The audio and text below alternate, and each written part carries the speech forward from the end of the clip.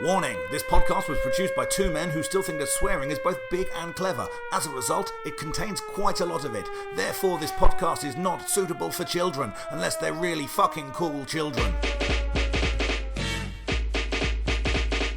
Yes, people, Dave Fensom here, coming at you once again from lockdown with another episode of Pop Collaborate and Listen. Oh man, I hope you guys are doing alright. I'm going slowly insane here. This week, I must admit, it's got to me a little bit.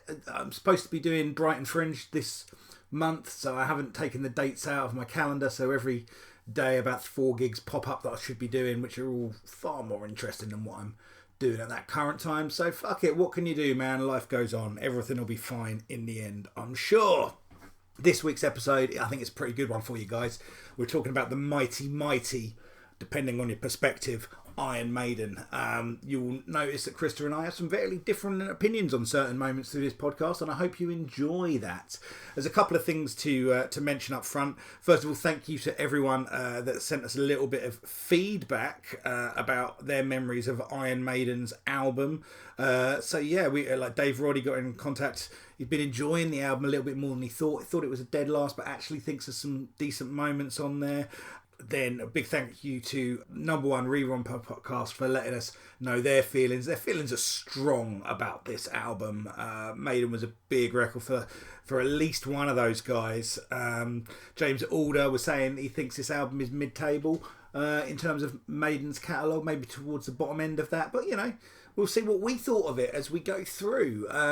Look, Krista has asked me to point out, particularly if you're an Iron Maiden fan that has tuned in specifically for this episode and maybe is not familiar with us, a lot of the things that he is going to say here particularly are jokes. Don't take them too personally. These are jokes. You may not think they're funny jokes, and feel free to absolutely not let us know about it. Really, okay? It is what it is, man.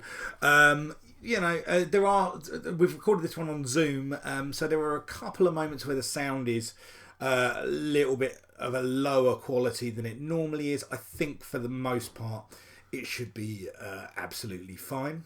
Thank you again for everyone that's been feeding back about all of the episodes. For some reason, our quiz episodes are doing particularly well. One of them, I think, is now our highest ever downloaded podcast of all time.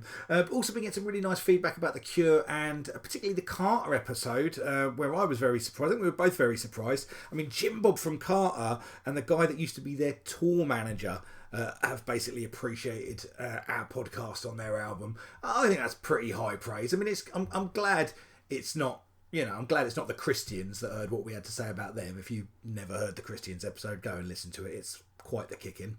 Anyway, this is a much too long introduction. I do apologise.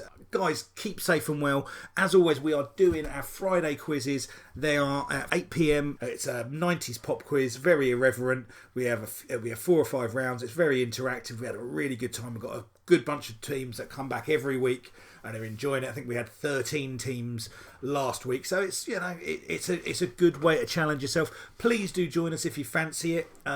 Keep yourself safe, guys. That's the most important thing. Don't be pricks, and we will see you soon. Enjoy the episode.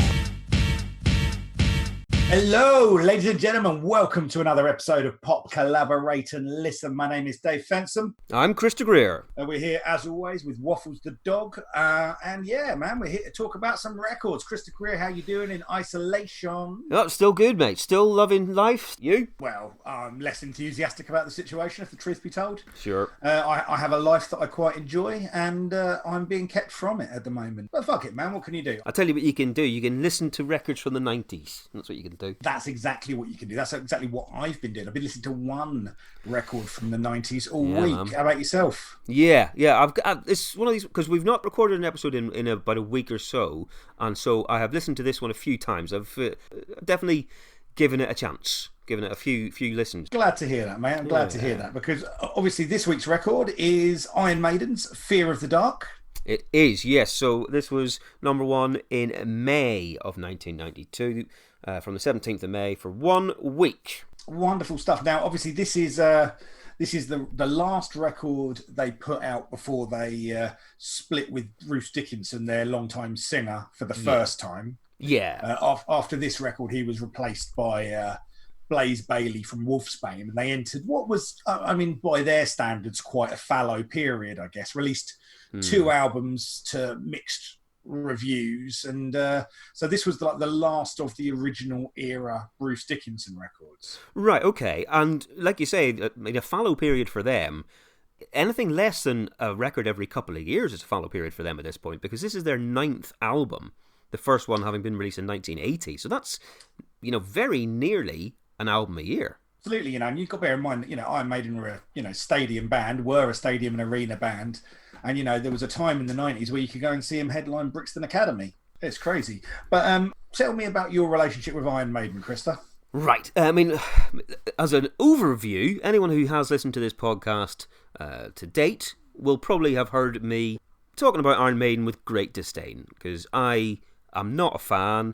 I was not into them at the time. I've seen them a couple of times in my life at festivals, most of them with you right there, and I did not enjoy them. I thought they were a joke, and a not very funny joke at that. So I'm coming to this as someone going, fuck, I have to listen to an Iron Maiden album. I can't believe this. Yeah, that's my my state. And at this point in 1992, I had really only heard a couple of songs because they were on Now That's What I Call Music compilations. I'd heard Can I Play With Madness, which is about 88 or something, and I'd heard Bring Your Daughter to the Slaughter, which was 1991. Yeah, and I didn't like either of those. Fair enough. Well, so, you're wrong about one of those songs, but fuck it. What about you though? 92, I wasn't listening to Iron Maiden. My older cousins were big into Iron Maiden. Had the posters in the room, and a lot of people kind of got into them because they really liked the posters at the time. When I was a little kid, that's not kind of the way I was wired. I don't think that's not the way. That's not the stuff that was capturing me. I didn't get into Iron Maiden until much later. In fact, you were there. I think it was the first ever Download Festival, right? When Iron Maiden headlined one of the nights. And I'd never seen Iron Maiden. Obviously, Bruce was back in the band, went and saw them, and I just thought, this is the most fun I've had in such a long time. I fucking love this band live. I think they're an amazing live presence. I think the guy is a ridiculous presence as a front man. Mm-hmm. I really loved all the theatrics, all of the kind of the pantomime. Thought it was great. Loved the tunes. And after that went on like a fairly intensive spree. I think I bought all of their albums over the course of about 4 months. Oh, fucking hell. Right. Wow. Okay. Yeah. So I listened to everything that there was. I listened to everything. And so I don't have the fans, because I know instantly, the thing about Iron Maiden is as soon as you put something with Iron Maiden out, I know there's going to be people listening to this podcast that have never listened to it before, and they're listening to it because it's about Iron Maiden, because Iron Maiden fans are the most fanatical in the world. We know absolutely. That. Yeah. Absolutely. I mean, even the friends of ours who are Iron Maiden fans are evangelical about Iron Maiden. Absolutely. So the thing is, I don't have the thing where I got into an Iron Maiden album at a time, really kind of absorbed it. I had such a glut of music at one time that, I can pick out albums that I think are great, but I listened to it all in a fairly intense period of time. Okay. So I have a good overview of the back catalogue, but I don't have that kind of music geeks precision knowledge. I do not, I would consider myself a fan of Iron Maiden, but in the pantheon of fans of Iron Maiden, I am mid-tier. Okay. No, well, yeah, mid-tier is... mid to low, probably. Okay, but that's where I would put you for sure. It's not like you never had the jacket with all the Iron Maiden patches on it. You know, you've not got an Eddie tattoo. You're not that sort of. I do have a jacket. I do have a jacket with an Iron Maiden patch on it. Oh right, but yeah, you don't have an Iron Maiden jacket. No, I don't have a Maiden jacket. I haven't named a child after fucking hell, I was about to say Brian May. Fucking hell, Steve Harris is what I meant to say. Yeah, Similar hair, to be fair. Yeah. But I do love a Maiden tune, you know. Fair enough. I'm more of a... Oh, so do I. Hits, I love a Maiden tune. I love one Iron Maiden. No, of course not. That's a terrible song. No. Fuck off. No, Phantom of the Opera. That's their good song. Well, okay, there you go. Right. So we are coming to this from a different perspective. For sure. The thing for Maiden for me, right, is I don't very often put on a Maiden record. You know, that's not really where I'm at the, you know, these days. Every now and again, I might fancy it and pull one out and have a listen. But for the most part, what Iron Maiden represents for me is being in a field in the summer, surrounded by loads of my favourite people, drunk, having a sing-along and having a really, really good time. You know, I've never had a bad time watching Iron Maiden. I've always enjoyed myself. I've always just put a massive shit-eating grin on my face, even when they're playing songs that I don't particularly like, even when they're playing stuff off the newer albums that I don't know. I always enjoy it because I think it's such a distinctive piece of musical theatre, you know? Okay, and it's very much...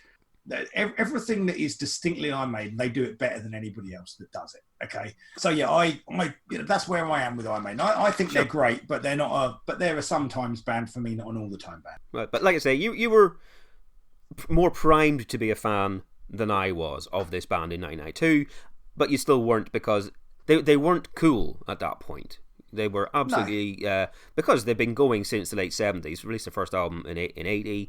They were the vanguard of, you know, new wave of British heavy metal and all that stuff, but they were proper denim, long greasy hair, Gumby metalers at that point. Absolutely, you know, there's such a chunk of metal in general that you can take as risible, and you can take the piss out of metal for what it is, but the fact that it's so self-aware and doesn't give a fuck almost makes it bulletproof to that, you know. Oh well, I would say bulletproof is true. I don't think self-awareness is their strong point. I think they're so unself-aware that they're bulletproof because you go to them, oh, God, you still haven't progressed past this point, or you still look like you have crawled out of a grease pit in 1981, and they're like, and? Yeah, well, that's a difference. I think that's not necessarily a lack of self-awareness. That's more of a lack of giving a fuck. Well, yeah, definitely that. Definitely. And, you know, let's not fuck around, you know. These guys, for all the ridiculousness, they have the element that's ridiculous, but they take an awful lot of this very seriously. I mean, I do not believe, and I say this after having read a humorous book that he wrote, I do not believe that Bruce Dickinson has a sense of humour. Right, okay. Well, there's definitely some songs on this record where you go, I'm not sure if this is supposed to be funny or not. I mean, there is an awful lot of accidental partridge about Bruce Dickinson. Right, sure. For all of his kind of, for his, his metal thing, he is at the heart basically an angry man with opinions on things, and an awful lot of his lyrics are terribly sanctimonious. They're just super sanctimonious. Right, sure. It's all kind of needless to say I had the last laugh stuff, but fuck it, man. It is what it is. And if it wasn't for the pomp and it wasn't for the ridiculousness with the serious, it wouldn't be as good. Right, okay. I've tried so hard to condense what I like about Maiden. What I like about Maiden is that they're Maiden. It's just that, yeah, exactly. That's what you like about they are. For an entire genre, you talk about the new wave of British heavy metal. So many bands like that, but no, there's a reason why Maiden were the best. In the same way, there's a reason Michael Jordan was the best. It's the whole fucking package. That's right. Yeah, there we go. That's it for me. Okay, cool. Like, we normally start with the cover. Oh, right, yep. Of our albums. Yep. Now, I've got a full disclosure. This is the only album that we've done so far where I own a T-shirt of the album artwork. Oh my God. Why? Why this one? Because this album artwork's fucking awesome. I love this album cover. It's badass, and it's the first one that Derek Riggs didn't draw, right?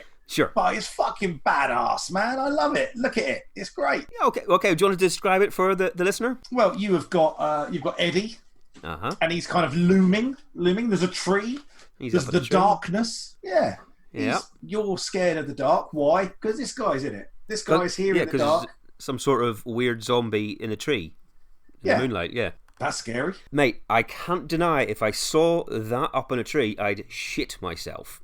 However, if I saw that artwork on a t-shirt, I'd go, pass. Well, you're an idiot. You haven't bought an item of clothing since 1996. It's true as well. So, I mean, you would walk past all t-shirts and go, pass. You're the kind of man that buys clothes by weight. Indeed. There's jumbo sales where I can get a kilogram for a $5, yeah. Exactly, man. As an album cover goes, holy fuck, it's Iron Maiden. Yes, there's never going to be any sort of mistake made that you go, I'm not sure who that is. That is Iron Maiden. It is, of course, ridiculous. It is a pastiche of a horror genre that went by the wayside many years ago, but it's exactly what their fans want, I wager. I think it's a great album cover. I'd say the album cover is one of the best things about this record. I know, and that might sound like I'm saying shit about the rest of the album. I'm not. But you love it that much. But I really like that album cover. Okay. I know a lot of people. A lot of people don't like it. You know, it's not my favourite Maiden album cover. But it's up there. Yeah, I would say a Power Slave or Seventh Son is my favourite Iron Maiden album cover. Because you didn't ask, but I thought I'd tell you. Mainly because I can't picture them. I don't know what they are. But then again, I can picture them. Yeah, well, fair enough. Yeah. Okay, yeah, so there's your album cover. It is exactly what fan base wants. Like you said, it's the first one that was designed by a new artist after all the other ones being done by the same guy. But it's in the same sort of style. Well, yes. I mean, just a mention to the aforementioned Iron Maiden fans that are listening to this, don't email him about it. He doesn't know any better. Oh God, I've no idea. He doesn't mean anything by it. You line up all the Iron Maiden covers, and they could be done by 15 different people. I go, might as well be the same one. I don't know. No, they've all got Eddie on it. Yeah, don't listen to him, guys. It's fine. Okay, carry on. I'm just trying to help you here, man. I don't want you getting absolutely. emails. Absolutely. Let's just say this first of all. Like you said, I have come into this as a non-Iron Maiden fan and a non-Iron Maiden knowing anything, really. I don't know the band. I've seen them a few times, didn't like them. I didn't like any of the songs that I'd heard in my youth. People have tried to play me some different stuff. I've gone, not my thing. I don't know shit about this band. I mean, so it's really this podcast going in, this is almost like, you know, like in Bullseye when they used to have a darts player and a non-darts player. Yeah.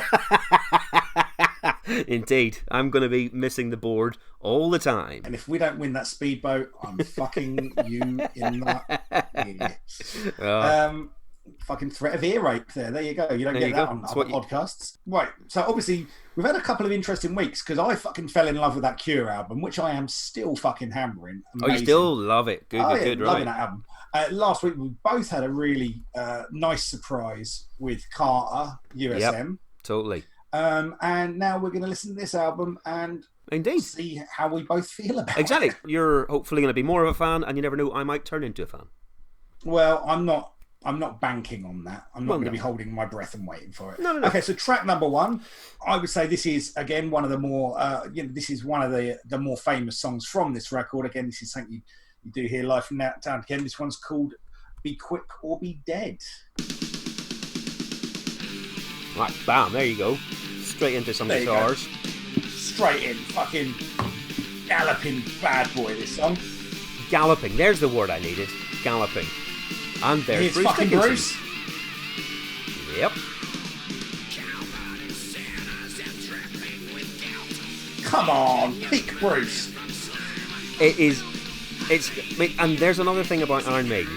You know, I suspect there are probably other bands where they wanted to sound like Iron Maiden, and if you played me those bands and went, is this Iron Maiden? I'd go, maybe. I wouldn't be able to tell. But as soon as the vocal comes in, okay, yeah, that's Bruce Dickinson. That's a very hard one to emulate, I would have said. But listen to this, man. All the fucking vibrato on the voice, all the sustain. That chorus is fucking amazing. This is so much of the stuff that I love about Iron Maiden. Okay, straight yeah. away in the first couple of minutes of this song, you know? Well, I suppose there's a thing. We've talked a few times on this podcast about, like, if you have an issue with the vocalist's voice. Yep. Like, it's for you, Elton John. You Yep. couldn't get past his voice. For me, quite a lot of the time, Axl Rose. I had issues with how he sounds in his songs. I do not like Bruce Dickinson's voice at all. I think it's bad comedy. Look, man, I understand the criticism. I can see that the voice would be polarizing, but I just think, when you see him live, just how much he fucking belts that out, the notes that he hits, the strength, the fiber of the voice, right, and the things that he does with it.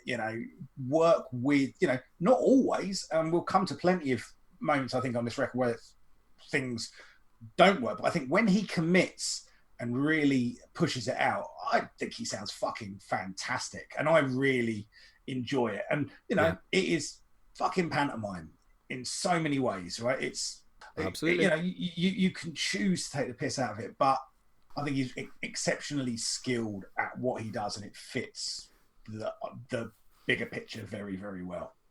Right, sure. You're absolutely right that he is very skilled, and he has a very, very powerful voice. For these songs, for Iron Maiden in general, that's what they do. So it works perfectly for that. He's got a range, all of that stuff. But I can't let him away with just being a talented vocalist or being able to use it well when I really don't like the sound of it. I can't just flip it and go, all right, yes, but I put these bits aside. I can't do it. Sure, yeah. Feel the same way about Celine Dion. Spoilers. Right, well, indeed, we've got a couple of her albums coming up at some point. Hey, we've got fucking Michael Ball next week. Fuck that. Nah, he's got a talent. But anyway, so this song, so obviously, so we've got all of this. We've got this big chorus coming in. We've got these dueling guitars, and then the trademark is a fucking ludicrous solo. There's harmonics fucking flying everywhere. They're fucking falling all over the shop, man. It's pissing harmonics. Right, this song for me, it's joyous, it's stupid, it takes itself utterly fucking seriously. It's vaguely sanctimonious, like all the best Bruce Dickinson and worst Bruce Dickinson vocals. Right, and it's just a fucking great Iron Maiden song. Right, okay. This for me, I think, is a great opener because it is. There's no build up. It's just fucking 1, 2, 3, go straight in. The galloping through, like you say, fast pace. I don't mind. I think the guitar riff at the start is pretty nice, and I like the bit, sort of the breakdown before the chorus where the guitars are going bow now, bow now, bow now, bow bow. That is really cool. Yep. Don't like the chorus as much, I must admit. The full "be quick or be dead" bit. Not such a fan. And there's nothing else really about it that gets me. I don't really like the guitar solo, but I don't think I particularly like how Iron Maiden do guitar solos. They're just twiddly, twiddly, twiddly without enough of a plain riff for me, or fucking about under and over a riff. It's just a little bit wanky for me. Okay, I will not. Yeah. I mean, I obviously think you're badly wrong. Of course. What can I do? No, totally. I'll tell you what I do like about this song. I like that it is only about 3.5 minutes long. Because in my head, again, going into this album, I was really just thinking this is going to be full of 7-minute songs with 2 guitar solos in every single one, and it's going to go on forever. This album's only an hour long for 12 songs. It's not short of songs that go on for quite a long time with 2 guitar solos. No, you're absolutely right. But I thought they were all going to be like that. I thought every single one was going to be the exact same with a different title, essentially. And so this is in and out, and it's done. It's good. It's a punch to the face, and it fucks off again. Absolutely. Yeah. Love seeing this song live. It sounds fucking great live. It's exactly that. The song finishes and you can almost hear the crowd fucking roaring. Okay, sure. And this was the first single off it as well. This was out in April of 1992. It got to number 2 in the charts, so did its usual first week sales on that. There's a very dull video for this because this is the first single off the album. It's just the band kind of playing live on Docklands in London against a lot of grey buildings, and then there's various cuts, image cuts to things like businessmen and banks and the corporations and this sort of stuff, because the lyrics seem to be about... Because again, lyrically, you've probably paid more attention to Iron Maiden than I have. I just assumed that they were all about either World War II or stuff about bringing your daughter to the slaughter and ridiculous nonsense like this. And so Be Quick or Be Dead, I assumed it was probably about zombies. I don't know. But it's about politicians and people who lie to the world to line their own pockets and who only look out for themselves. It's a theme that still resonates, all that sort of stuff, and so that's what this one is about. I didn't know that at all until I had an actual look at it. Bruce loves a kind of a bit of a political screed about some heavy hitting issues. Heavy-handed are an awful lot of his lyrics. You're not looking at, you're not finding Dylan-esque slices of kind of wry witticisms or anything along those lines. Right, yeah, it is pretty on the nose. And again, like I say, often incredibly sanctimonious, but they're outsider songs. Maiden is the band for every outsider out there. They're if you're a fucking weird dweeb that wears a denim jacket, come and join us. You can be part of our gang. That's always been part of the attraction. Well, that's track 1, and we've been talking for some time. So let's go to track number 2. From Here to Eternity. And this was the second single. It got to number 21 in July of 1992. A nice little riff there. It's about to go. It's almost country rock and roll sort of stuff, that. Kind of blues tinge on that kind of, those kind of slides there. Yeah. And obviously, now this is a song where you go one or two ways with it. Okay. Because this is a song with a really incredibly fucking stupid set of lyrics. Yes, it is. This is really bad lyrics.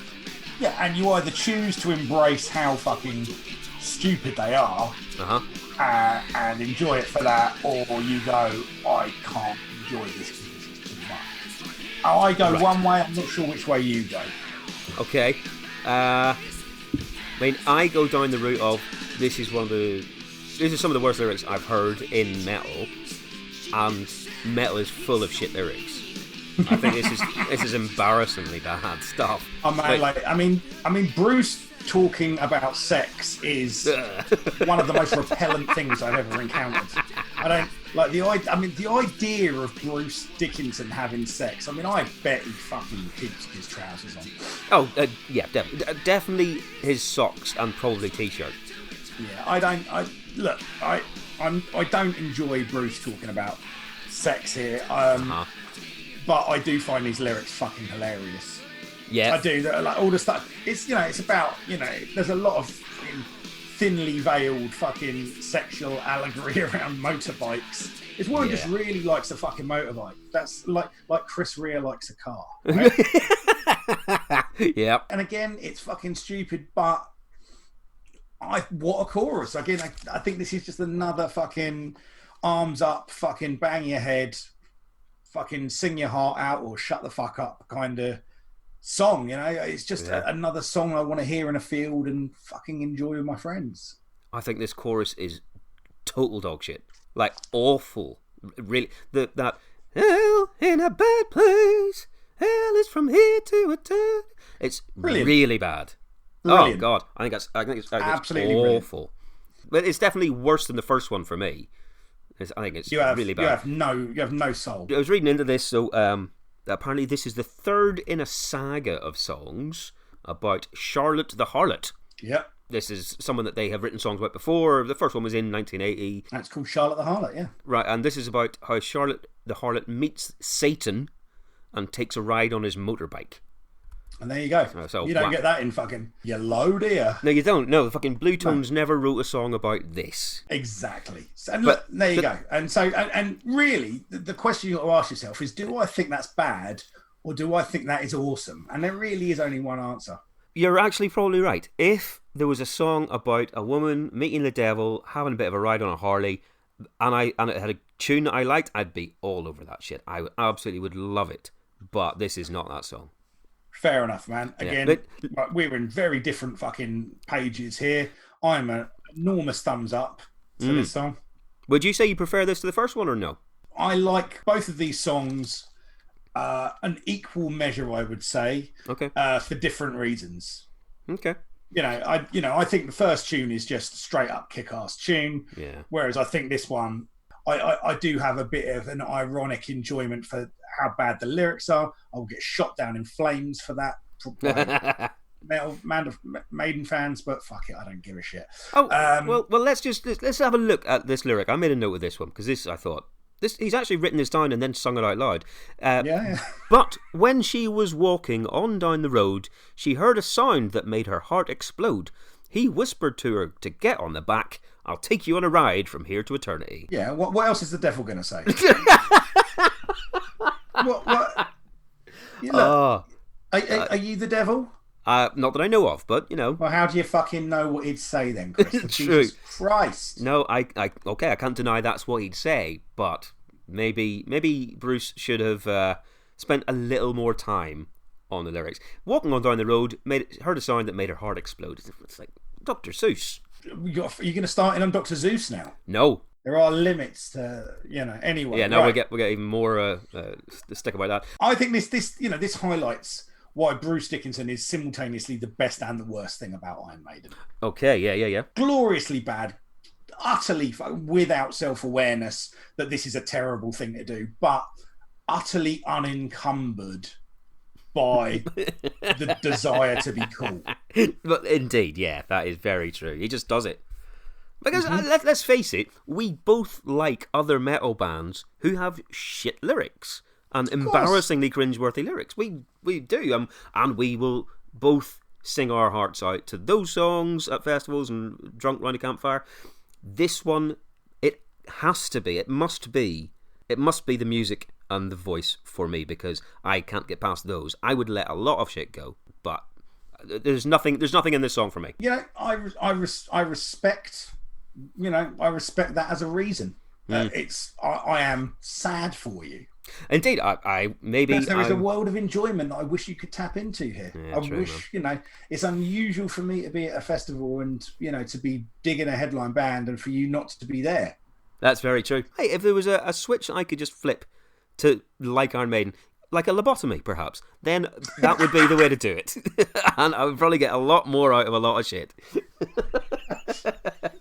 Fuck me. It's your funeral, buddy. Anyway. Right, so track number 3 is called Afraid to Shoot Strangers. Right. Yeah, a big fan favourite, this one. This one is? Yeah? Mm-hmm. Okay. So we're into proper kind of slow brooding territory here. Absolutely. And this is a song about the Gulf War. Yes. Written sort of from the point of view of the soldiers who went to fight, but they didn't. It's not their making this war. They don't want to have to go and shoot strangers. So it's an anti-war song. Yeah, this is. This is in that pantheon of Bruce Dickinson writing about war. He's obviously got a big interest in military history. Mm-hmm. And again, it's a very kind of plaintive, well-natured kind of lyric, I guess. Yeah, hey, war is bad. That is fair. It's a bit base level, but yeah, fine. Yeah, but I mean, what Bruce is doing here with the vocal, I don't care for that at all. I don't like it. I don't think he sounds good in this register. I don't think he sounds particularly tuneful. Right. What they do, it doesn't particularly work for me, right? Yeah. And this is a song that does broadly say fuck structure as well. Yeah. It starts off and has, normally you'll have a song that might go verse, chorus, bridge. This song goes verse 1, verse 2, verse 3, verse 4. Nothing in between. 4 verses. Here's your 4 verses. And I'll be honest with you, by the time we get to the end of those 4 verses, I'm thinking, oh, well, this song isn't for me. The lyrics are ropey. I don't like what he's doing. Yeah. It's, a bit more sombre. There's a kind of classical guitar going on here. Oh, well, it's not really for me. And then... At about 4 minutes or so, yeah. It gets fucking badass. Riff comes in, it's so good. It's like melted butter on popcorn. It's fucking doing the claw in the video. It's so good. And then the rest of the song is awesome. Just fucking awesome. And this is a 7-minute song. This is a full-on, proper, long-form Iron Maiden track. Yeah, I mean, it's too long. There's no fucking around. It is too long, right? But fuck it, it's awesome. I'm the other way round. I don't mind that bit at the start where it's kind of slow, but as soon as it goes into, the first guitar solo at 4 minutes, it's okay. It's not so bad. Then there's another one at sort of 5.5 minutes, which is a bit more widdly, and then it slows down again. I could do without that bit at the end, really. I'll be honest, I don't mind this song too much. Okay. I think this is okay. But the bits that you like, I'm like, nah, not so much. I'm the other way, I'm flipped on that, yeah. Also, do you not think it sounds like Spinal Tap? I mean, look, Spinal Tap isn't without some Iron Maiden, is it? Obviously, Spinal Tap is obviously a large part status quo. Yeah. But, obviously by the time you're out in the movie, you're borrowing from a lot of the tropes from the new wave of British heavy metal. Indeed you are. But this one particularly, that really slow intro just reminded me, and the Bruce's vocal style at the start, the eerie, brooding again, I'm going to say, that's vocal style sounded to me like when they're doing Stonehenge. And again, lyrics, right? Lying awake at night, I wipe the sweat from my brow, but it's not the fear, 'cause I'd rather go now, trying to visualise the horrors that lie ahead, the desert sand mound, a burial ground. Okay, I see what you're going for. This sixth form poetry thing, absolutely fine. Just you keep going, mate. But it's not for me again. But the one thing I did, whenever I had this on more background and wasn't listening to, didn't see the song title, wasn't reading the lyrics, just kind of on. There's a bit in the very middle of the song, the first bit where it goes into the afraid to shoot strangers bit, yeah, and he's singing afraid to shoot strangers. And it does this a few times. Whenever I had it on, I was going, why are they saying apprenticeship strangers?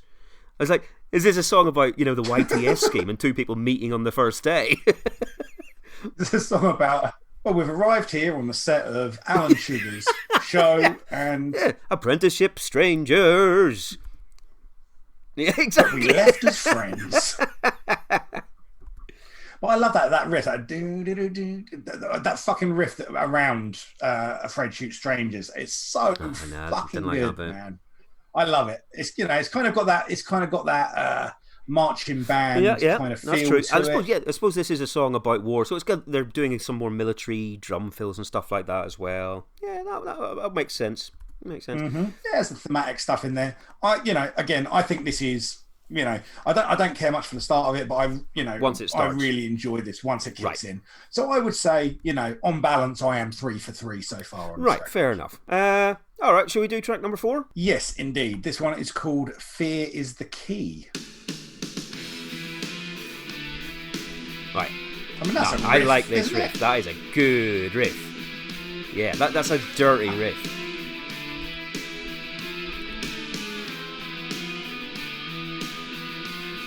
That's badass, man. Drama. It's almost a bit... I find this one, not necessarily just that riff, but I found this a bit more kind of Black Sabbath-y to me as well. Well, it's got that stomp. It has got that kind of almost kind of Geezer Butler kind of dum. But again, that's a very Steve Harris fucking bass line as well. Maybe it's just a little bit more down tempo than a lot of the Maiden stuff. Yeah, well, I think I like it because it doesn't sound like typical Iron Maiden to me, especially not at this point of the song anyway. Yeah, it doesn't have that gallop. It's more in that kind of heavy blues standard. Yeah, indeed, yeah. And there's a few breakdowns in here. Oh, come on. Yep, this is good. Dave's punching the air. Oh, come on, man. I mean, Bruce is in fucking full panto mode here, right? He really is. He's really fucking throwing everything at the wall here. That's very Black Sabbath to me. Yeah. I mean, this is their AIDS song. Yes, indeed. Yeah, fear's the key. It's about how having sex is now something to be scared of because of the possibility of catching AIDS. It's something that they didn't always have to think about, and that's always in the back of your mind. And, you know, the kids have been robbed of something that should have been theirs, and no one's doing anything about it, but then all of a sudden celebrities are catching it, and all of a sudden people care because we're a facile, celebrity-led Indeed, yeah. sheep is the...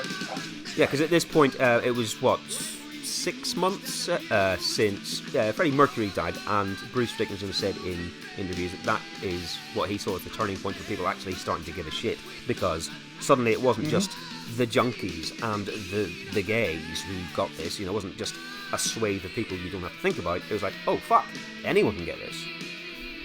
Yeah, so that's why he wanted to make this point.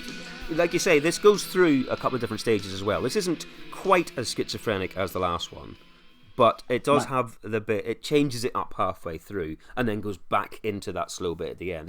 It's a song in kind of 3 parts again.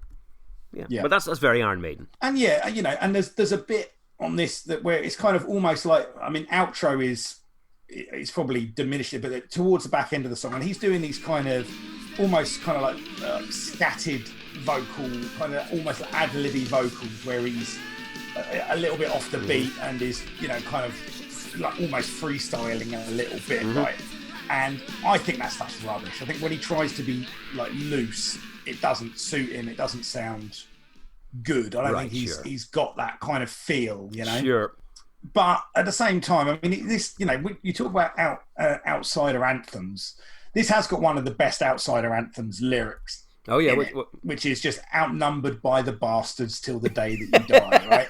That's a fucking, you know, come on, man. Who hasn't felt like that? Who hasn't felt outnumbered by bastards? I bet you there's quite a few fans with a tattoo of that on them. Outnumbered by bastards. That's what I want to call. I want to get a band. That would be a fuck. I want to start a hardcore band, called fucking Outnumbered by Bastards. That is excellent, actually.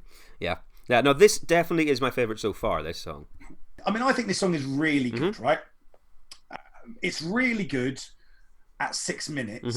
If they'd have kept it to 4 minutes, it would have been amazing. I totally agree with that. Although this isn't the longest song on here, it is a little bit... It goes on too much. They try and do too many things again. I think there's a lot of instances across this album in general where you can level the criticism that the songwriting is, you know, a little bit by the numbers or a little bit self-indulgent, and people aren't... There's probably a lot of egos at plays here. Obviously, you've got fucking, you know, kind of two main guitarists in the band at this point. I think you've got a lot of concessions being made from the songwriting to people's egos. Sure, that makes sense. Yes. And what you end up with, if you listen to earlier Iron Maiden albums, what they also always have a lot of, you know, longer songs. There is a higher sense of quality control. Right, is there? Okay. At work, I would say, you know, there is more concision in the songwriting, and everything serves the song. I mean, not always, but more than sometimes you find in this one. This does feel like a band that are, you know, not at the peak of their fitness at this stage. I would say. Right. Okay. Well, I can't speak to that because I don't know the back cat at all. But I agree with the sentiment. Sure. I think there could be a producer could step in at some point and go, "All right, guys, we've got this. Stop." Right. So let's take a break. Yeah, here. Absolutely. Track 4. That's a quarter. That's a third of the album. Okay. So you're 4 for 4 at this point, by the way. Yeah, realistically 3.5, I would say, because I've got, you know, some issues with the last 2 songs. Okay, sure. Probably, you know, quarter of a song a piece. But yeah, I'm not unhappy. I'm not skipping anything yet. Fine. Okay. Well, I mean, I think the first one, Be Quick or Be Dead, is good fun for most part, and I think the last one, Fear is the Key, is very good for the most part. With a bit of editing, it'd be much better. So I'm going to go 2 for 4, max, probably more like 1.5. I mean, but that is probably better than I was expecting. Me too. Okay, well, shall we take a quick break and do the albums? Right, absolutely. Let's do that. Let's look at the top 10 for this week. So like I said at the top, the time period that we're looking at is 1 week that this was number 1, from the 17th to the 23rd of May. And so if we start off the top 10 albums, number 10 is Kiss with Revenge. And in the last episode, we had that single, that kind of weird, grungy single that Kiss released that neither of us remembered at all. So I'm assuming that was from this. I don't know if you saw on our social media, one of our regular listeners, Lee Lewis, said that she guessed that song from the very first note that we played. That whenever we played that Kiss single, she got it straight away. But I tell you, mate, very few fucking people know their rock and roll like my friend Lee. Oh, no, indeed. She is a demon for that. So that's number 10. Number 9 is ZZ Top's Greatest Hits. Number 8 is a new entry, Shakespeare's Sister, Hormonally Yours. Oh, it's the second record. Yeah, I never heard this whole album, actually. No, well, I didn't even have the first one, but I know you had the first one and liked that. Still got it. You can see it there. There, in the S's. But yeah, so this is number 8, a new entry at number 8. So it's still doing pretty well, I guess. But that single, that Stay With Me, was it? Yeah.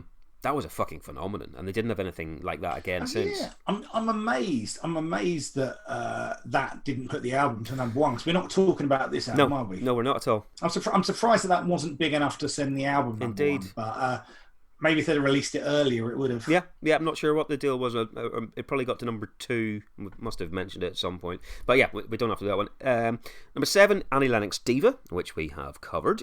Number 6 is Squeeze Greatest Hits. Number 5, Carter, 1992, Love Album. Number 4, Right Said Fred's Up. Number 3, Simply Red Stars. And number 2 is another new entry, and it's the Black Crowes with Southern Harmony and Musical Companion.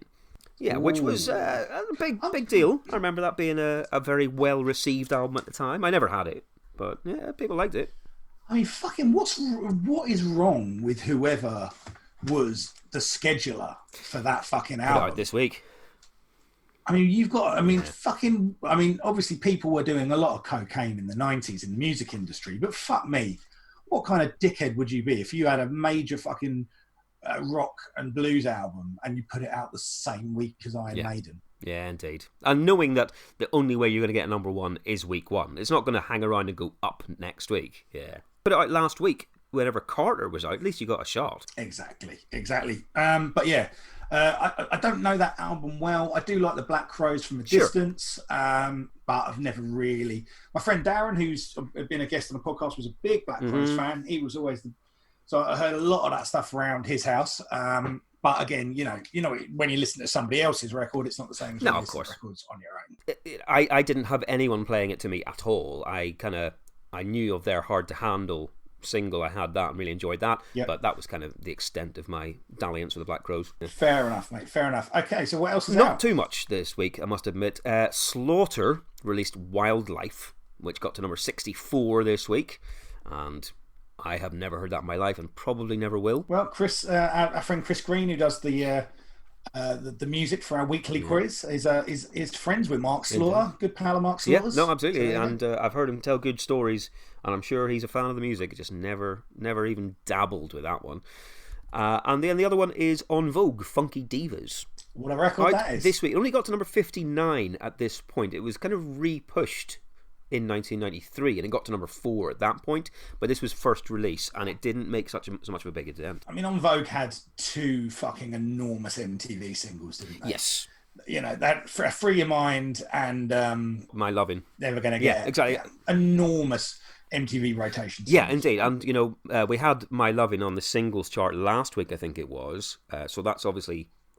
That must have been the first one, and then album release UK. I can only imagine that Free Your Mind is the one that comes out at the start of 93, and that's why then the album gets to number 4 in the charts. because it wasn't at this point anyway. But yeah, I never had the album. You said that you had it and loved it. Even though I was mainly listening to alternative music by that point, I still just kind of recognise that as just fucking great shit. Oh, totally. And it's the sort of thing, because you have a huge pop sensibility, you're still, probably listening to Madonna if she's putting an album out at this point. You still listen to Prince at this point, all that sort of stuff. And En Vogue would fit very nicely in the middle of those two things. Absolutely. Absolutely. But those are the only ones that I have for this week, to be honest, album-wise. That's a bit of a slow one. Fair dues, man. Fair dues. All right, well, I guess we'll crack back into Iron Fear Man. of the Dark. Right.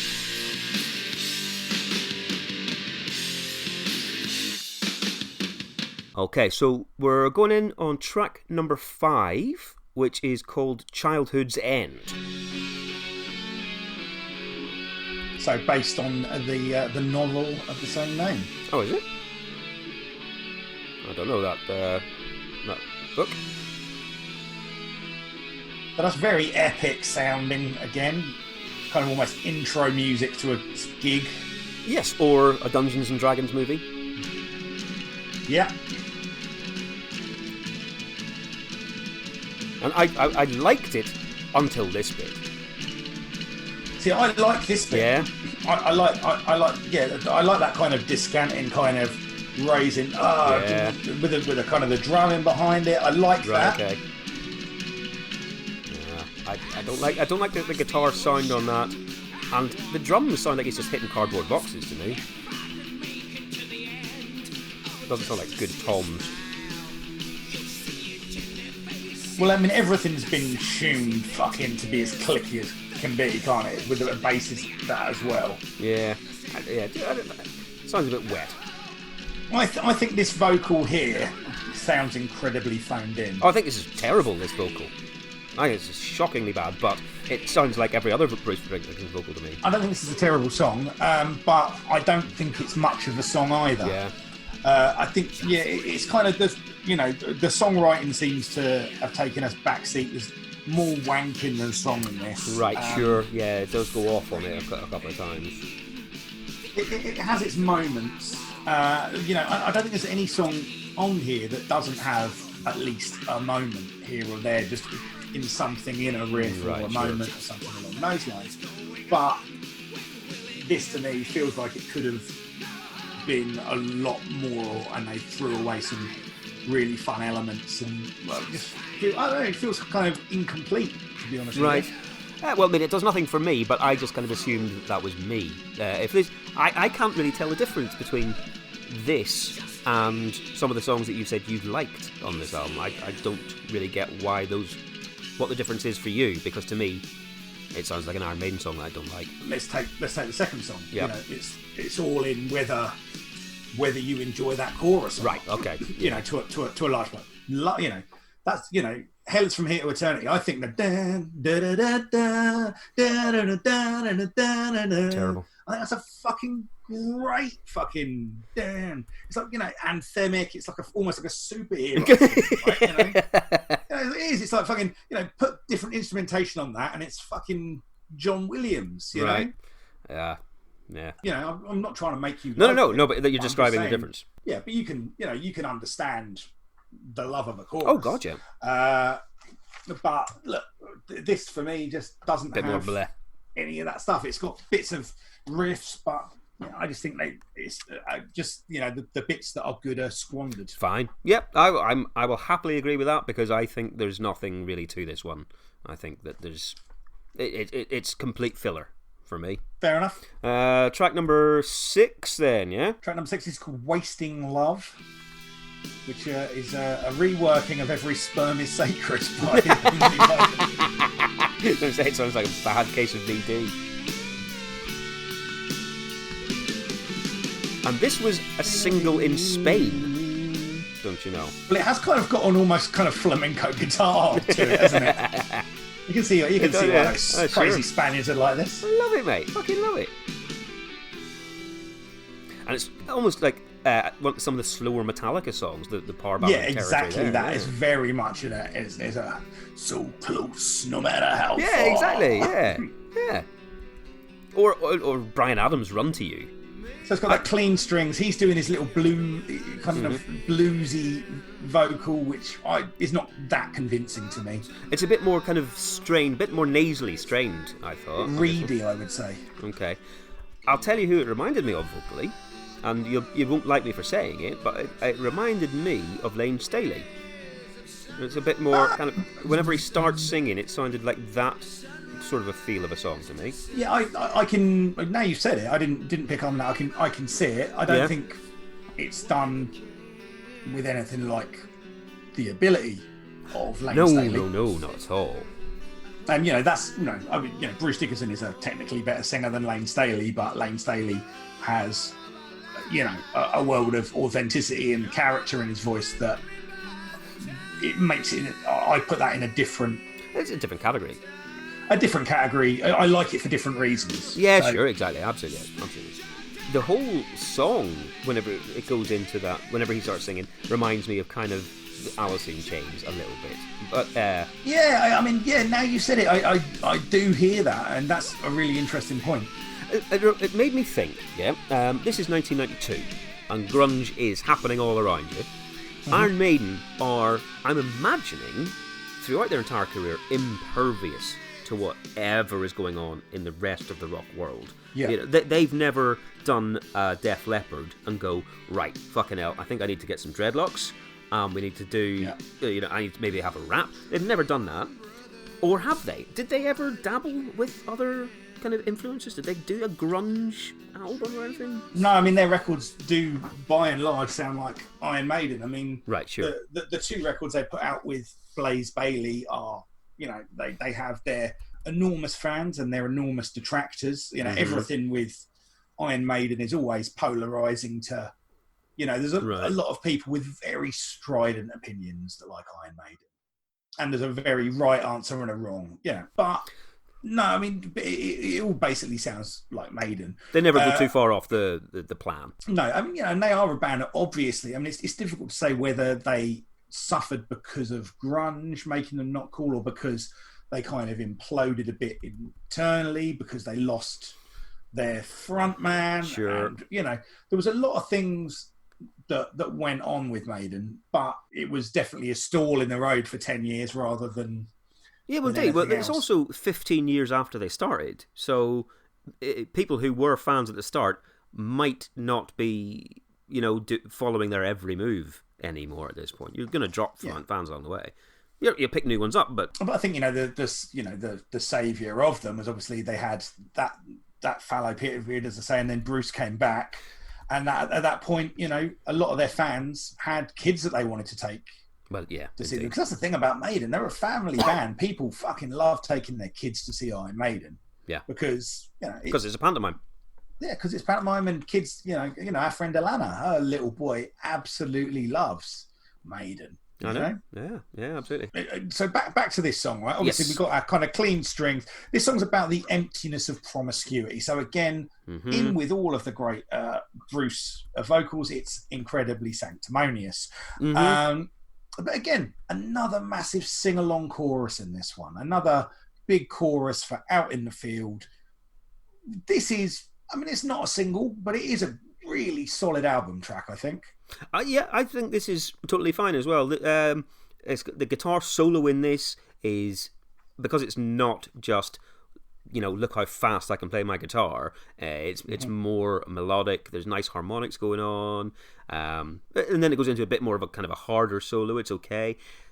This is all right. This is fine, and I prefer the sound of this to tracks 2 or 3, which I would say are the more typical Iron Maiden sound. Again, I would prefer to hear more of this sort of style. Okay, right. So that's a thumbs up from me and a lukewarm thumbs up from you. Exactly. Lyrically, like you say though, it's about how one night stands are shallow and they're not as fulfilling as sex when you're in love, this sort of thing. And fair enough, right about that. It's definitely not what I would expect a rock and roll band to be writing a song about. Not, usually you have bands going, oh yeah, and then I've got a different woman every night and it's fucking brilliant. This is the other side of that, for whatever reason. But I would have thought that Iron Maiden would kind of remember the days before they had any fame or money. And I bet they couldn't get laid for shit. I bet you there's no way that they were fucking knee-deep in flange before they had an album out. So for them to be going, oh yeah, just remember guys, one night stands, who wants that? But why would you pretend that you get to be choosy when you're in Iron Maiden? I think you get to be very choosy when you're in Iron Maiden. Okay, when you're in Iron Maiden in 1992, yes. When you're in Iron Maiden in 1977, then no. I don't know. I mean, I think I suspect Bruce has always managed to attract ladies because people love a bit of fencing. Fencing. Fencing. All the ladies love fencing. Yeah, indeed. And by all the ladies, I mean my wife. Yes, and no one else. Yeah. Maybe as well, I thought perhaps they're doing this as a service to their fans. Because their fans aren't getting laid. I've been to Iron Maiden gigs. Their fucking festival fans aren't getting any sex. Perhaps this is saying to them, guys, the reason you don't want sex is because it's not as good when you're not in a relationship, and you don't have a girlfriend, so not having sex is the best for you. Well done. So maybe it's just a little bit of a crutch for their fans, that's what I reckon. You're going to get so much hate mail for this. Iron Maiden fans, yeah. I'm at Dave Fensom, and I've said none of these things. And I'm not on Twitter, so, do your best. Yeah, but I can give you his home address. Email me, at me. I'll fucking let you know. All right. Okay, so let's get into track number 7. This one's called The Fugitive. Yes, it is. All right. That sounds like Surprise You're Dead by Faith No More. Oh, it does. Fucking hell. Yes, it does. Oh. And it's a song inspired by the TV series or the film The Fugitive, about being on the run. And let's be incredibly clear about this, right? No matter how much I like Iron Maiden, right? And I do like Iron Maiden, and I am prepared to forgive them a lot, right? Sure. But a song about a TV show is a fucking bridge too far, right? Uh-huh. If you're not like a fucking self-aware rapper doing something with 3 different levels of metatextuality, a straight up, what's this song going to be about? I'm going to paraphrase a fucking TV show. Yeah. What's next? This is my song about the A-Team. Here's my melodic synopsis of this morning. Fuck off, guys. You can't fucking do this. This is peak nonsense. I think this is ridiculous. I think this is fucking way too far. And it's not helped by the fact that musically I'm not a fan of this song. Nah, shit, mate. This is shit from start to finish. Yeah, it's clanky. It lacks in any kind of decent hook. 2 crap solos.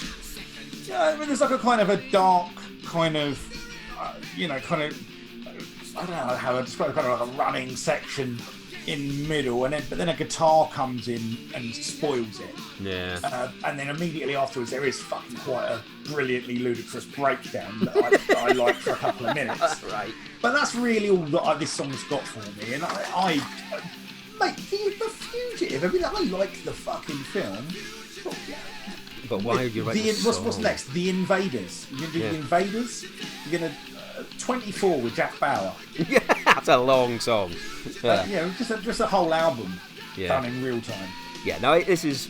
to me, it's a stupid premise, like you say. It doesn't lend itself to a song. It is, like you say, just them going, and this is what happened, and then, and imagine I had to run away, and I hope that I get to prove that I'm innocent. Fuck, why are you doing this to me? Shit chorus, 2 bad guitar solos, don't like either of them, widdly nonsense throughout, don't like this one bit.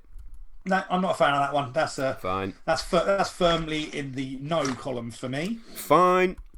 Next one then? Yeah, last one of this section will be Chains of Misery, which is presumably a companion piece to the Erasure song Chains of Love. It's the shortest one so far. It's only 3.5 minutes long. Yep. And this is more straightforward at the minute. It's just like a proper, just bam bam 4/4 rock song.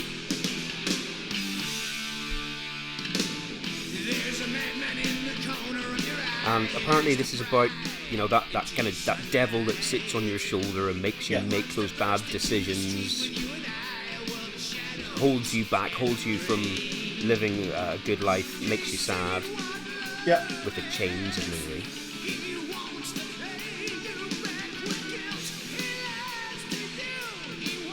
That's a terrible chorus. Look, oh man. This song feels like it should be better to me. Yeah. It's got some of the elements. It's got that kind of crowd shouty. It's got that chains of misery, which is like quite. But it's not got enough around it. It's not got enough support in it. There's just not enough to this song. Again, it feels no real half-assed. tune to it. It's not though. I kind of do. I do like that couple of lines of the chorus. I enjoy that bit. I enjoy how that plays in my head. But there should be more of a song around it. Okay. Maybe so. Maybe the fact that it's only 3.5 minutes means that they're not able to pack whatever else they usually do around it. They've just cut it short. Yeah, but I don't mean that. I don't mean like fucking throw everything at it. I mean like you've got this kind of hook here. Okay, what do we build around this song so it's a journey? And I just feel like the rest of the building blocks are a little bit, I don't know, asinine. Basic. They're a little bit basic. Yeah. It's like your first Minecraft house. I'll take your word for that. I have no idea. I'm throwing that out there for the kids and dads of kids. Indeed, all those kids are listening to this podcast. Yeah, exactly. Well, you never know, man. It worked for Maiden. You know what I mean? I think if you are a liberal father, you're raising a child, and you don't mind them hearing the word cunt used far too often, I think this podcast's a perfect choice. It's a good start, yeah, definitely. I do wonder how many kids have heard the word cunt for the first time by someone playing this podcast in their car by mistake. By mistake, I was going to say by mistake at the end, yeah. Just immediately before they run across and turn it off. Yeah, exactly. Yeah. Well, sorry guys. Okay, so for me, second section of that album, middle section, it feels like they've buried a lot of not so great songs. Yeah.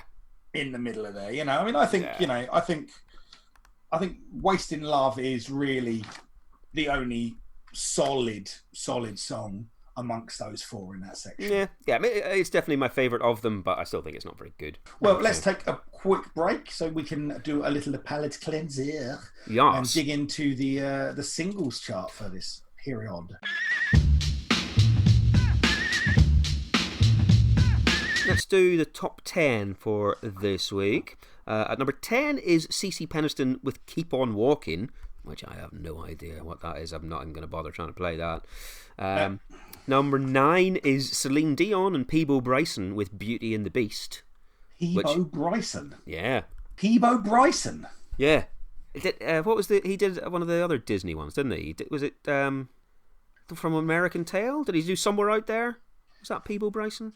I don't know, but that's not a Disney film. That's a Don Bluth Studios film. Oh well, then okay, that one anyway. I think he was involved with some other animated theme tune, I'm sure. Fair enough. Because I am assuming that this is from Disney's Beauty and the Beast. I don't know why they would release it otherwise. So. Yeah. Unless it's from that. Remember that TV show Beauty and the Beast with Linda Hamilton in it? Yes. Oh god, terrible, awful, fucking. Oh no, oh dear. The bestiality show. If you're gonna be the best, be the best. Number 8 is Too Unlimited Workaholic. Number 7, fuck it. I think right. See if you do. You might get this. We've just mentioned them to be honest, but do you remember this single at all? You remember this?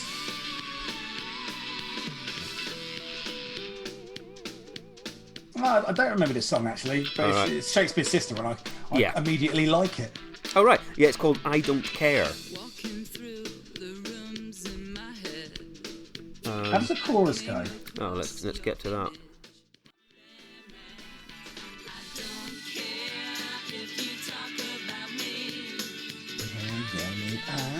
Yeah, I do remember that vaguely. Rings a bell. Yeah, indeed. Well, that's number 7, and yeah, it's one of those ones that I would never have got if you read me the title. Who did I Don't Care? Not a fucking clue, mate. Yeah. Number 6 is Curiosity, Hang On In There Baby, which we talked about already. Number 5, right, you'll get this. I remember fucking loving this at the time, and it's stupid and it's ridiculous, but I had a great time with it. Here we are. That's Ugly Kid Joe, everything about you. Yes, I fucking love this, man. I had this EP. Did you? I bought the 7 of this, yeah. So I had the EP, which was called, I think, As Ugly As They Want to Be. Wasn't that the album? No, that was America's Most Wanted, wasn't it? Oh, no, America's Least Wanted. Least Wanted. Oh, right, okay, I see. Right, well, because they released it like a 6-track EP, and I had that, yeah. Oh, fuck it out. I did love that. Was it? It was on Wayne's World, wasn't it? Or Wayne's World 2, maybe? Yeah, maybe. It was definitely, yeah. It was. I think it was Wayne's World. It was definitely. Was it in Airheads? It was in something that was in big rotation. It might. I mean, it might have been in Airheads as well, but it was definitely in a film that I saw a couple of times at the cinema and really fucking loved. And I know I did that with Wayne's World, so I think it might have been on, or maybe Wayne's World 2. But no, that was later. No, it would have been later. Maybe. I think it rings a bell, but I kind of feel like I should remember that more, but. Sure. I'm fucking 44 and my brain's turning into fucking slush, so there you go. Quite, yeah. I love that tune, though. Loved it. Yeah, I love that as well, man. I mean, interesting fact, Whitfield Crane, singer from Ugly Kid Joe, went on to be the singer for Life of Agony. Yes, he did. For a little while after Keith Caputo, who is now obviously Mina Caputo, left the band briefly in the the kind of the back end of the 90s. Indeed, I never heard. It's such a strange choice, wasn't it? Well, I can only guess that they were good mates, and maybe Ugly Kid Joe is not the best basis to form an opinion on Whitfield Crane. I don't know, but you would never have gone, I know who should replace him. This bloke, the guy who did everything about you, you would never have done it. It's like, oh yeah, Biohazard have kicked out their singer. Oh, who have they replaced him with? Joe Elliott. Do you know what I mean? It's exactly. That's just such a bizarre thing. And whenever it was announced, didn't all the Life of Agony fans go, "What? I'm having none of this"? Yeah, I think so. To be honest with you, I mean, not quite as much as the real fucking meathead, fucking hockey jersey tough guy Life of Agony fans with tattoos revolted when Keith, kind of announced he was transitioning into Mina. That was a fucking glorious moment seeing those guys fucking freak out. Oh man! As well, I hope that loads of them had Life of Agony tattoos. They did, absolutely fucking did, and that's them branded for life. I fucking love Life of Agony, just for the record. I think they put out two of the most underrated rock and metal albums of the entire 90s. Well, there we are. There we go.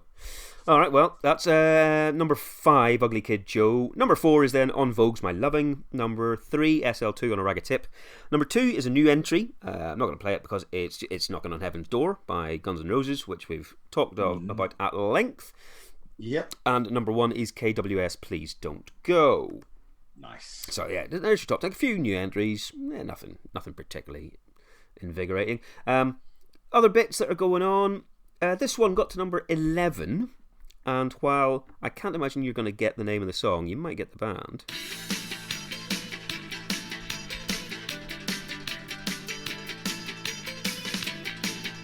Ooh.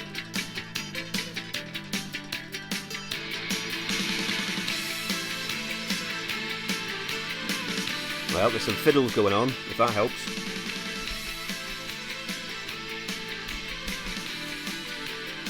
Who is it? So gothy. It was played in indie clubs lots at the time. Yeah. what is this? I know what this is. Local boys. What, to Brighton? Yep. I fucking actually know this song. It's called 15 Years. Yeah. Oh, it's the Levellers. It is the Levellers. Yeah. Exactly. Yeah. Levellers. Why didn't we get that from the fiddle? Precisely. If that's where I thought you were going to go, oh, it's got a violin in it. It's the Levellers. My brain went down a kind of a more gothy route with it. All right, well, yeah, got to number 11 anyway, that one, which is nice and high for a Levelers EP. Number 15, and this is fucking ridiculously high. I'm not going to play it because you won't get it, but Kingmakers, Eat Yourself Whole. Got to number 15 in this week.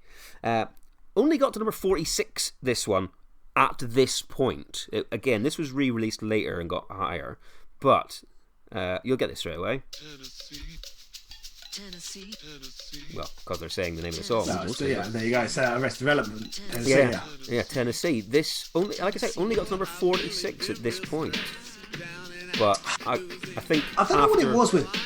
I never really fucked with Arrested Development. Did you? I thought that this song was all right, but I thought that People Every Day was shit. I like Mr. Wendell. I didn't like that either. No, in general, I don't like the hook on Mr. Wendell. But yeah, I don't know, man. It just always seemed a little bit toy to me. It was just wishy-washy.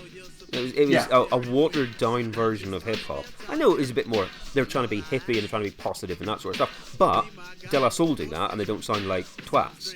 This sounded like a bunch of crusty jugglers at Burning Man doing bad hip-hop. You're a crusty juggler. I certainly am. But no, never got on with it. Never got on. And the only other one I'm going to play, because you probably will, you'll definitely know the song. Let's see if you remember. This only got to number 49, but it was a big impact one for them.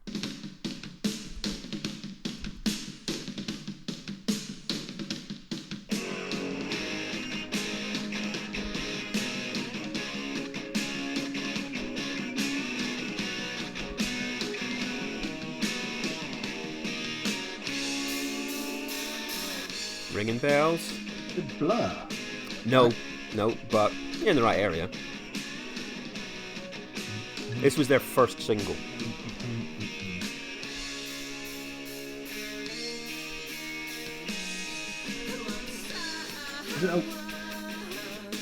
Oh, fuck's sake. Fuck off. You're not a fan of Suede? Fucking play Suede at me. I thought you might be alright with a bit of Suede, I wasn't sure. I fucking hate it. Brett Anderson's voice just fucking like nails down a chalkboard to me. Oh, like Bruce Dickinson? Well, no, but yeah. Alright, well, yeah, that's the Joiners. That was number 49 this week. Like I say, not a very high chart placing, but this was at the time that they were on the front of the NME as the best new band in Britain stuff, and they were getting so much press, and this was kind of their calling card, really.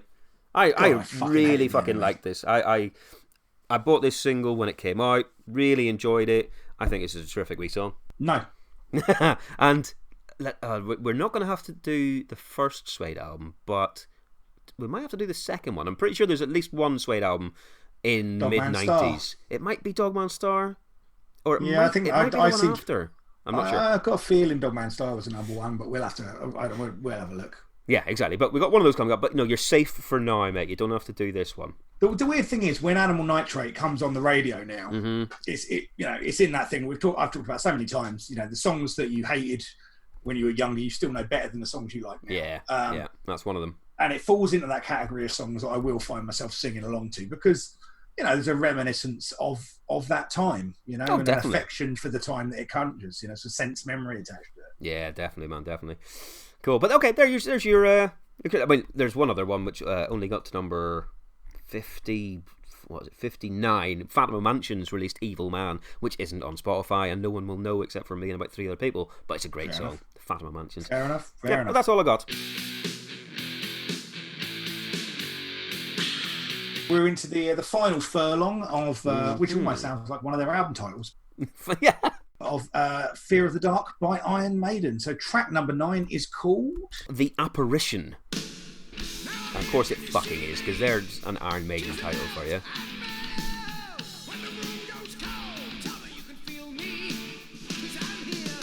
This is a song about a ghost that's giving life advice to someone before it kind of passes into the great beyond. Of course it fucking is, because it's Iron Maiden. Right, stop this straight away. Yeah. Yeah, I mean, look, this is, to me, the only absolute stinker on this record. This is so bad.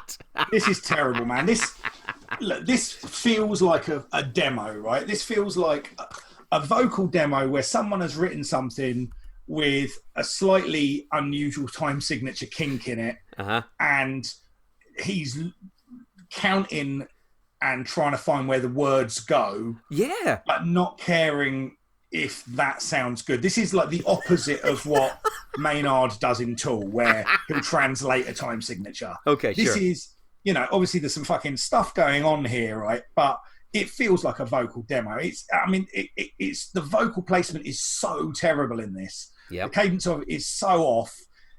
I mean, the vocal itself, lyrically and performance-wise, feels half-finished. Right, sure. Obviously, a lot of criticism that is levelled at this album is that Bruce Dickinson's heart wasn't in it by the time. Oh, okay. It was made, and this is absolutely Exhibit A in that, because this is not a song that should have ever made it onto anyone's album. Nice. You know, you got an hour of music, right? You got an hour of music. You do not need this fucking song, man. The weird thing is, it feels utterly constrained by its own fucking time signature machinations. And rather than these big kind of epic fucking open feeling songs that you often get from Maiden, this thing just feels claustrophobic and like a dog shit Kiss song. I'll give you that. I don't know enough about Kiss either to be able to draw that comparison, but I think this is beyond awful. And I think Maiden, particularly in the later albums, do prog pretty well at times, you know. Yeah. But this, fuck me, no, it's awful. No. I hate that. Really bad song, this one, I would say. Yeah, it's stupid fucking thing to write a song about for a start, and badly put together. I've got a note that just, it sounds like someone getting Guitar Hero wrong, and then he's like he's doing karaoke to a song that he's never heard before and doesn't know what he's doing. Yeah, it's like all these little vocal asides that he does on the fucking the backbeats on the bar, right? Don't you? Yeah, it's like, oh, God, it's cloying. It's embarrassing. You're making me feel bad about myself and you, and I like you. Right. Yeah. Anyway, all right. Dreadful. So let's move on from that. Right. Number 10 then is Judas Be My Guide. Back in with a proper Iron Maiden riff again. Here we are. We're back into fun territory, aren't we? Uh-huh. The shortest song on the album as well, only 3 minutes 8 seconds. Bam. Off again. Here we are, we're ripping in now. That guitar's going for a walk. Yes, it is. Going for a jog. I'm shutting my eyes and enjoying that. There are very, very Iron Maiden vocals going on. Mm-hmm.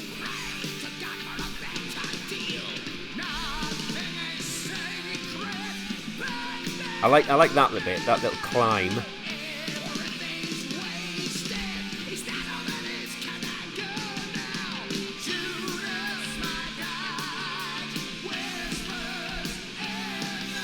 Ridiculous, isn't it? Absolutely over the top. That's exactly what you want. You want to fucking make the metal claw to it with your hand in. You want to close your eyes. You want to pull it down slowly towards you. Fucking, that's what this is for, man. Again, great album track.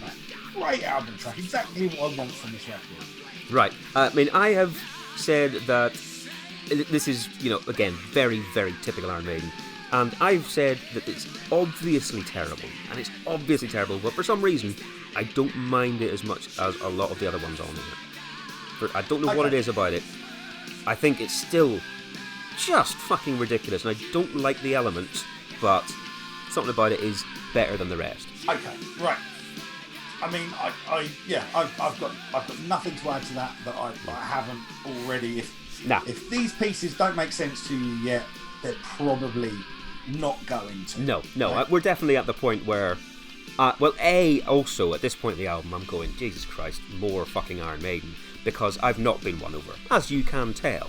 Oh, of course, man. No, but you know, I feel like you've given it. I feel like you've given it as fair a shot as you.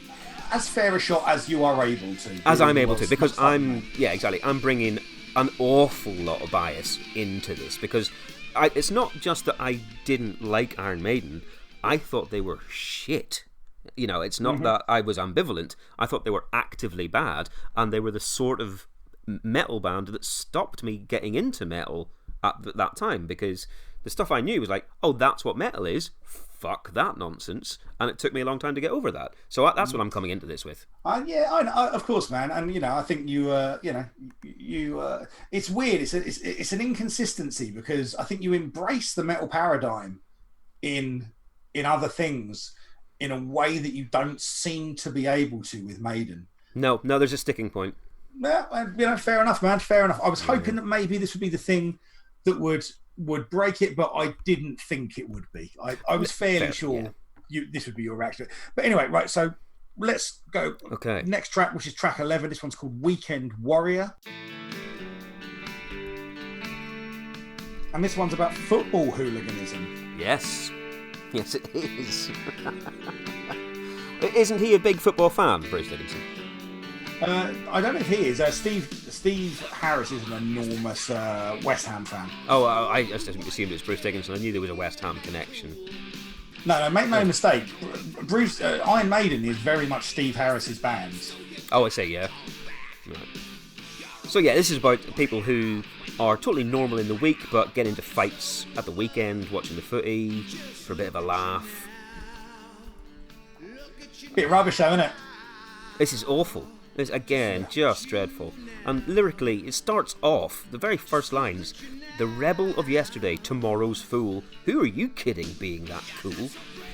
Jesus Christ. Yeah, I mean, that's a bad lyric, right? I mean, it's not Joe Elliott bad, but it's not far off. No, okay, that's very true, on the scale of, 1 to 10, Joe Elliott being 10, it's still an 8. Yeah. Nah, nothing in this for me.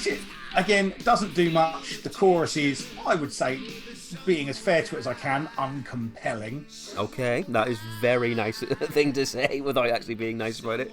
Yeah, and there just aren't enough ideas to sustain nearly 6 minutes worth of song. No, this to me, I think this sounds like it's it's a drunk pub band who aren't very good playing what they think an Iron Maiden song sounds like. Or not even an Iron Maiden song, but a rock song. Yeah. This song is almost, it's kind of, I don't fucking hate it. There is only one song on here that I actively dislike, which is The Apparition. Right, sure. Anything else I wouldn't skip. I'd be perfectly happy to have it on in the background. Okay, right. But, but when when I actually break it down, knowing what Iron Maiden are capable of and what they've put out, a song that's this half-assed is fucking a bit of a crime, really. A disappointment. Yeah, a big disappointment to me. Right, fine. However, none of it matters, because track 12 is Fear of the Dark. Yes, the title track, leaving it to track 12. Yep. And this, as I'm sure you know and love, is a big live favourite, isn't it? This is, I would say, every time I see Maiden, in my top 1 to 3 live songs. Yeah. Okay. Fucking... Yeah, I'm just going to blow my fucking wad straight out of here. I fucking love this song.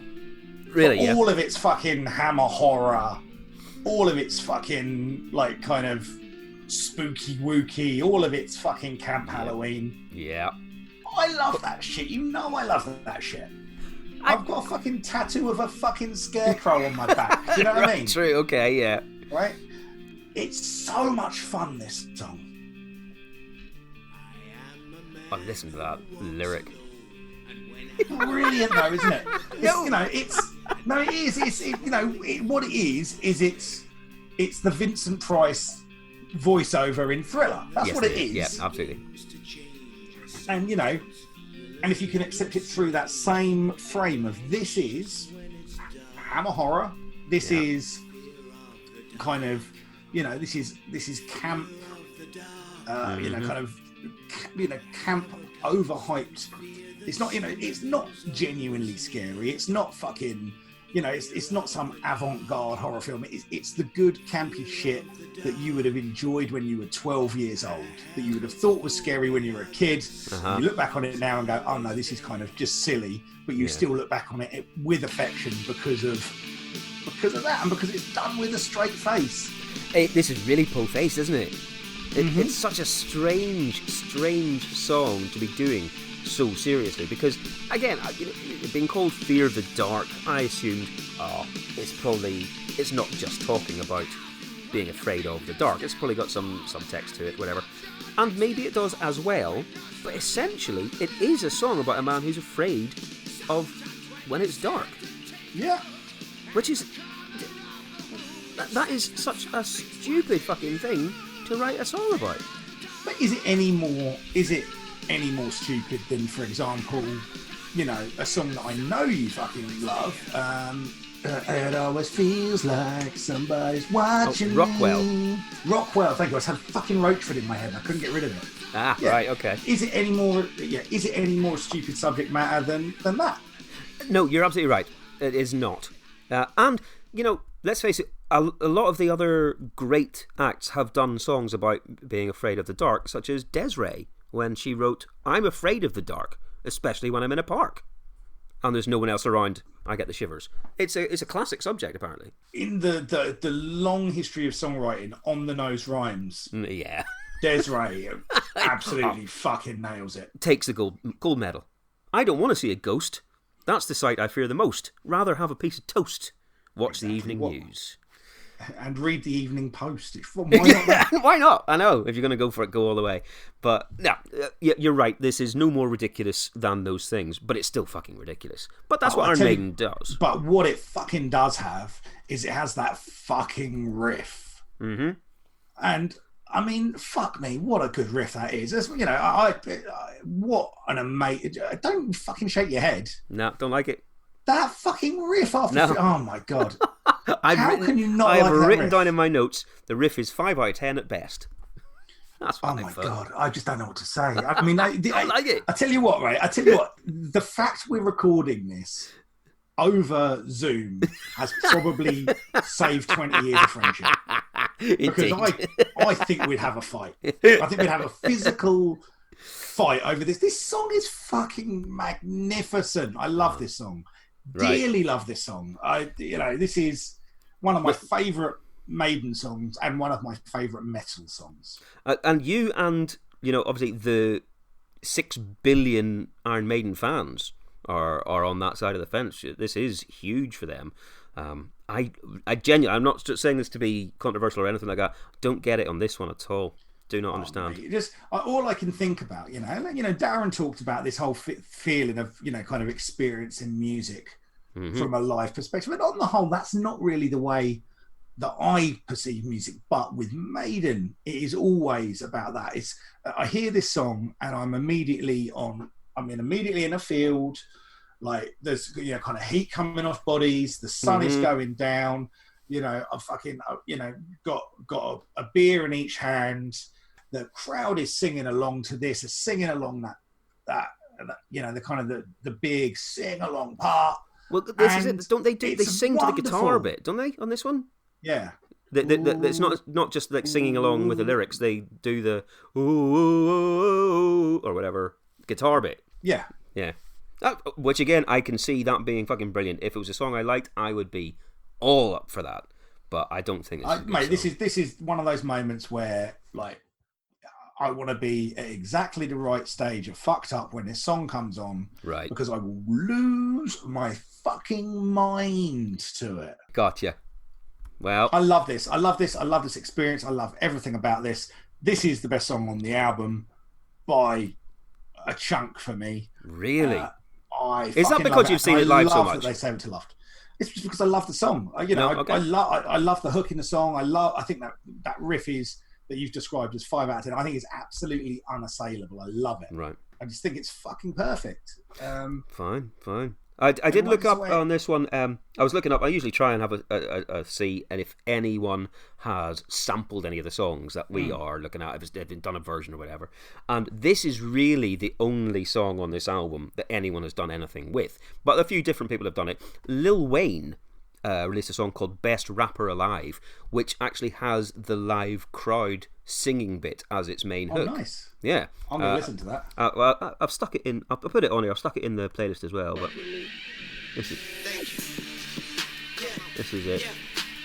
Off the Carter 2.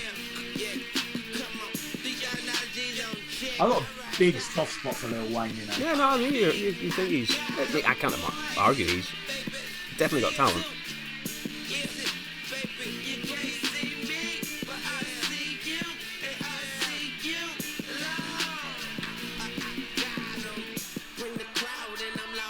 Yeah, there you go. That sounds great. So yeah, that's a nice use of that. Again, I'll put that in this week's playlist for people who want to check it out as well. But then there are a couple other ones. There's someone called Mark with a K, and I'm gonna guess that he's either Dutch or at a push Italian, Right. because they've done a version of this Fear of the Dark, which sounds like it, would fit in a happy hardcore club. No, this sounds like music from Magicians so far. Yeah, come on. Exactly. David Copperfield is doing some of this shit. Yeah, indeed. There's a lot of smoke and lasers going on. Yeah, no, it's Is it going to be electric violin in a minute? Oh god, no, that would probably be a bit more hard work. It's just terrible synths.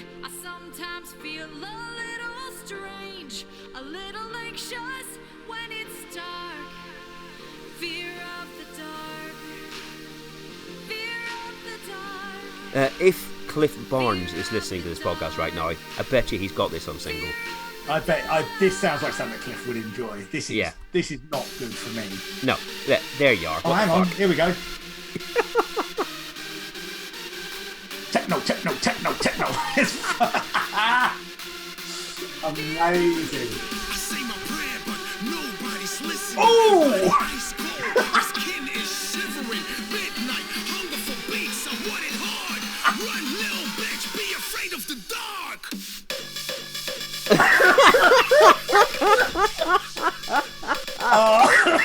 Oh, there you go. Mate, I was not ready for that. Fuck me. I was not ready for that. I'll listen to that again. Can I get a rewind? Hold tight.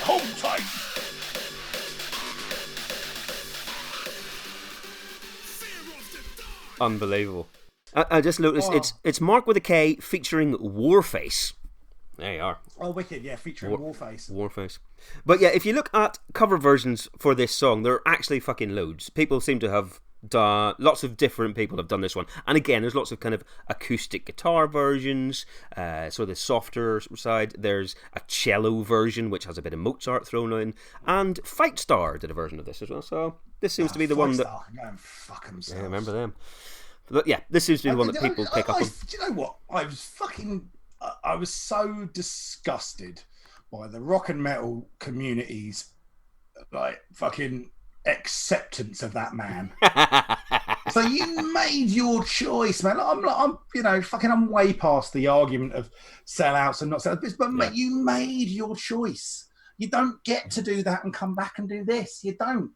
And it's shit. This other thing you're doing is shit. Well, that was the main issue. You're never going back, and then you went fucking back. Yeah. Sorry, I'm getting too... Oh, my God. Yeah, too invested with Busted. Fuck that cunt, though, man. Wow. And let's talk about the lyrics to Year 3000. Right. I've been to the Year 3000. Nothing much has changed, but we live underwater. I get nothing much has changed. What could be more fundamentally different than the entirety of civilization adapting to a subaquatic lifestyle? That's a big change. If you go and you see that, and your observation is, not much has changed. Yeah, it's just the same old. This woman's quite fit, though. You deserve to be stabbed in the street. Maybe it was one of the first songs about global warming and the effect of climate change. Yeah, the only thing that I hope happens is that a river near his house overflows and he drowns. Into his mansion. That man's got enough money. He doesn't have to worry about shit as well. At this point, I feel like I should hashtag this or some sort of caveat this with some kind of thing that says, obviously I don't actually hope he dies. Because, I'm a comedian, it's a joke. But fuck it, I'm not going to lie. I do want him dead. All right, okay, look, there you go. That is the album. When was the last time you listened to this album in full, before this podcast? Quite years some time ago. Yeah, I mean, it's going to be 10 years since I listened to it in its entirety. Fine. And what did you think when you came back to it? Did you go, this is as good as I remember, or this is better, or anything? I think it starts off very strongly for me. I think it's got, I think they've front loaded it with solid, good quality songs. Right. And, they bury the shits in the middle and then finish strong, basically. Right, okay. For me, out of the 14 songs, I would say... 12 songs. Sorry, 12 songs. I would say there are 6 songs on here that I definitely enjoy, really like. Okay, yeah. There are another 5 songs that I think are fine, but various levels of missed opportunity. And there is one song that I think is a fucking... actively stinker. Right, yeah, fine. double shit. Fine, okay. But anyway, thank you guys for joining us. Whoa, we got to put song on. No, God, fuck yeah, no, I forgot about the playlist. Yeah. Okay. Oh man. Well, I'm going to leave it entirely up to you because I think they're all pretty terrible. Right, 3 songs it is then. Fuck you. You can't do 3. You just said you're leaving it completely up to me. I'm leaving. You said we've got it on tape. You said it. I'm editing this. I never said the thing. Got my own recording, bitch. Right. Well, okay. Oh, fuck me. Fear of the Dark. Obviously. No, that's fine. That's fine. I mean, that wouldn't be my choice at all. I would go with probably Fear is the Key, track 4. It was the only one I thought was all right, but I have... That's going on as well, then. Okay, but that's it. I'm not doing any more than that, because these are all dreadful. I mean, they're not. They're absolutely not. But this is the violently we have disagreed on an album. Oh, definitely. Apart from, well, I mean, no, because even the Elton John stuff, like, you were of the opinion, this isn't his best work. Oh, a lot of it, yeah. And you did like a couple of them. You were like, actually, this is a great song. There is not one song on here that I think is a good song. I think there are varying levels of pretty bad for me. Okay, well, that is. No, so that is. This is absolutely the biggest gulf. Yeah, the only other one that's comparable really is the Guns N' Roses one, because you're such a major fucking fan, and I was right down in like. There's probably a couple of bits, but I came around to a few of them. No, you were. I think I think if you listen back to that episode, you were more positive than you expected to be. I honestly was, but I think that just in terms of the gulf between us, I think that that's the comparative one. Yeah, I think so. Well, I look forward to.